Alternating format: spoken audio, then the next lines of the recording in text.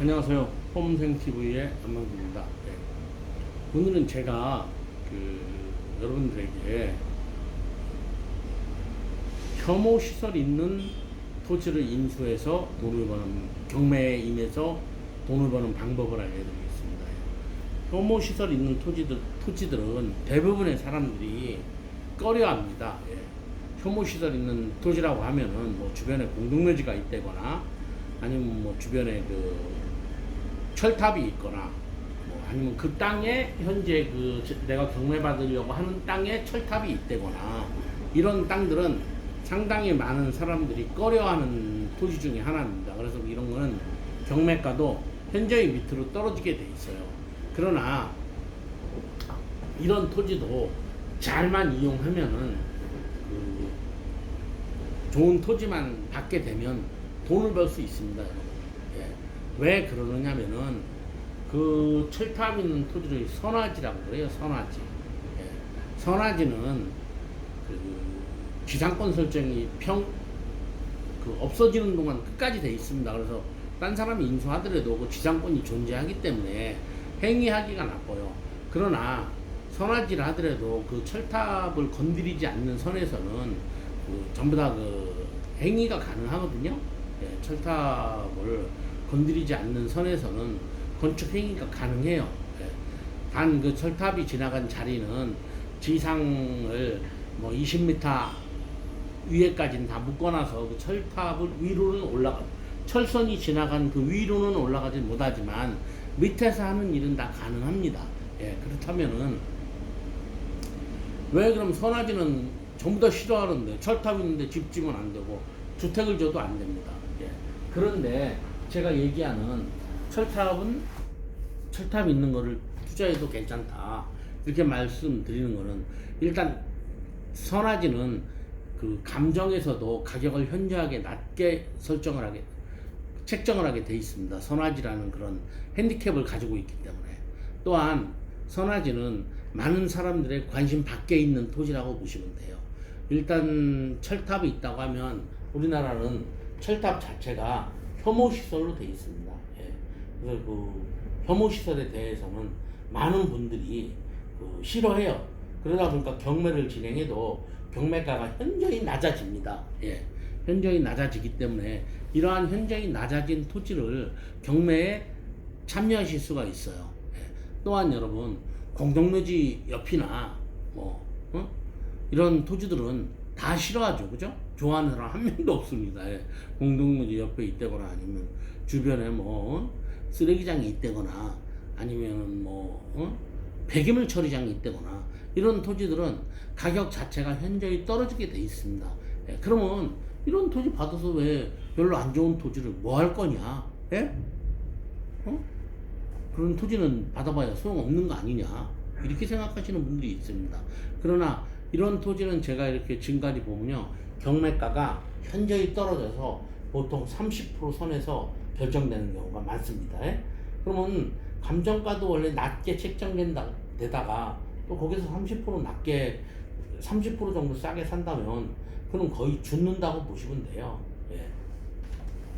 그런데 이러한 현저히 떨어진 거를 왜 경매에 그럼 나쁜 토지라고 하면서 인수해 먹어야 되느냐?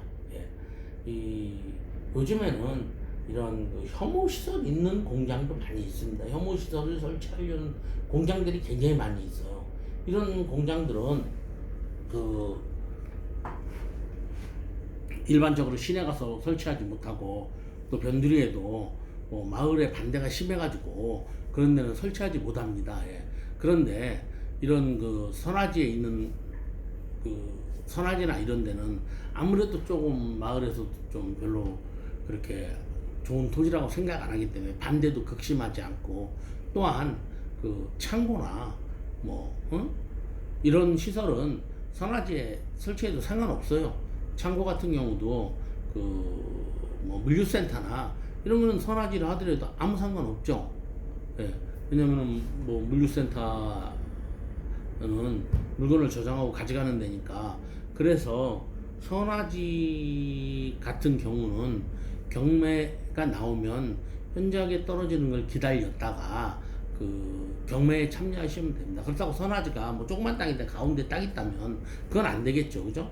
뭐 한 2, 3천 평 정도 되는 땅인데 저 끄트머리에 있다거나 뭐 이런 땅은 참여하셔서 그 가지고 계시다가 적정한 매수자가 나타나면 파시면 됩니다. 한 예로 예전에 제가 오산에서 부동산을 할 때 그 배밭인데 선화지였어요. 한 5천 평 정도 되는 배밭이었는데 그 당시에 5만 원씩 사줬습니다. 5만 원씩 어떤 영감님이 영감님은 아니고 그 당시는 한 그분이 한 5세 정도 되셨던 것 같아요. 그래서 그분한테 5만 원씩 사드리고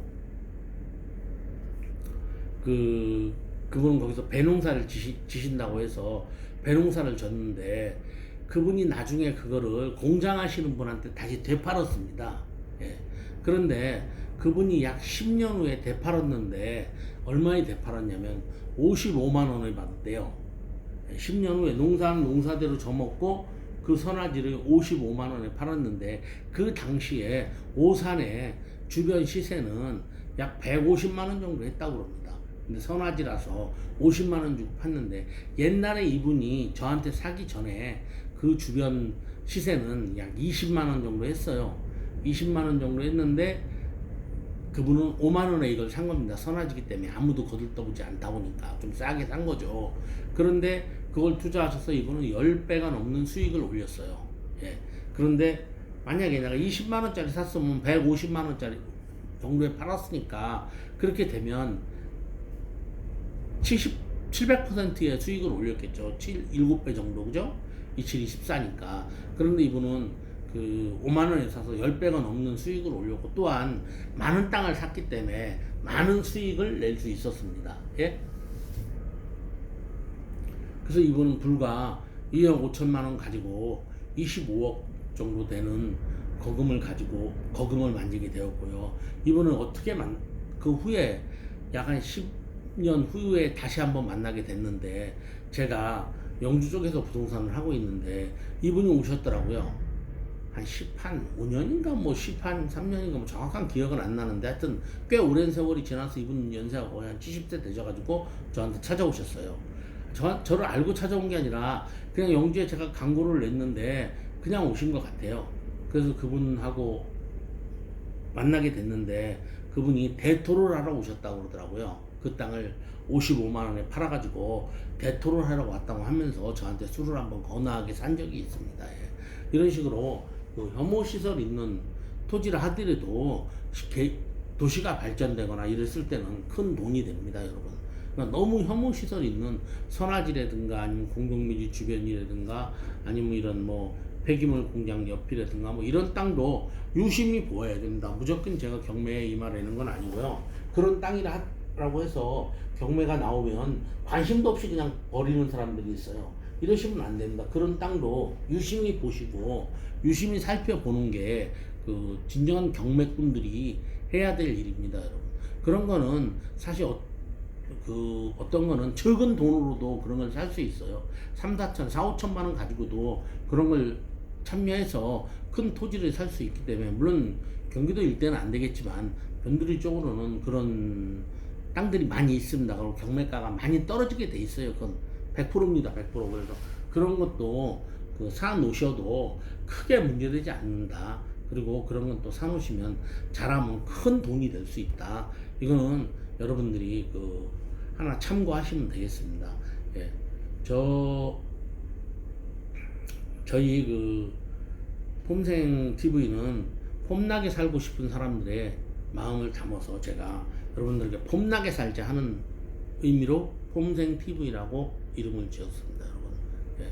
제가 이제 좀 더 이걸 하다 보니까 좀 더 재미있게 해야 되고 뭐 좀 더 스릴 있게 해야 되고 뭐 이런 거를 자꾸 해야 될 것 같아요. 그래서 저는 사실 이게 중소기업을 운영하다 보니까 시간이 그렇게 뭐 많이는 없습니다. 예. 시간이 뭐 이것만 찍으러 다닌다거나 이럴 수는 없고 주말에는 주로 이걸 찍으러 다니려고 그래요. 주말에는 주로 이것만 찍으러 다니려고 제가 생각하고 있습니다. 예. 그래서 여러분들이 뭐 조금 더 뭐 재미가 없더라도 좀 이해하시고 구독하고 좋아요는 꼭 눌러주세요. 예. 그게 제가 이왕 시작했는데 큰 유튜브로 성장해야 되지 않겠습니까? 예. 그러니까 뭐 이왕 시작했습니다. 예. 그리고 제가 좋은 내용 생각나는 대로 하나하나 계속 올려서 여러분들이 그 살아가는데 보탬이 될 수 있는 그런 저기를 하려고 그럽니다, 여러분. 예. 감사합니다.